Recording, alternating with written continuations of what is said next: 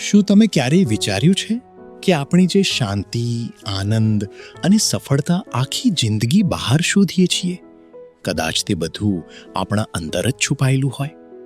The શિવસૂત્રો આપણને કહે છે કે માણસ માત્ર શરીર કે મન નથી, પરંતુ અનંત ચેતનાનો અંશ છે.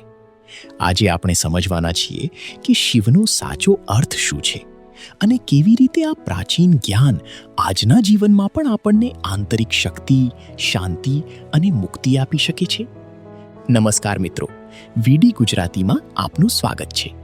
આજે આપણે વાત કરવાના છીએ એક ખૂબ જ ઊંડા અને આધ્યાત્મિક પુસ્તક વિશે, ધ શિવસૂત્રોસ બાય રણજીત ચૌધરી. આ પુસ્તક કાશ્મીર શૈવ દર્શનના પ્રાચીન સૂત્રો પર આધારિત છે. ધ શિવસૂત્રોસ માત્ર ધાર્મિક ગ્રંથ નથી, પરંતુ મનુષ્યની ચેતના, આત્મજ્ઞાન અને મુક્તિના માર્ગને સમજાવતું એક ગહન માર્ગદર્શન છે.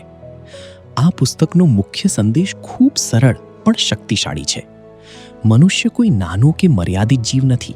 તેની અંદર અનંત ચેતના અને શિવતત્વ રહેલું છે.